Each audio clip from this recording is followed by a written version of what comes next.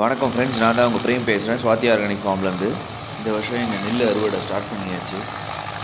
கோழிக்காக ஒரு அரைக்காணி நட்டுருந்தோம் நெல். ஸோ நல்லா விளைஞ்சிருக்கு.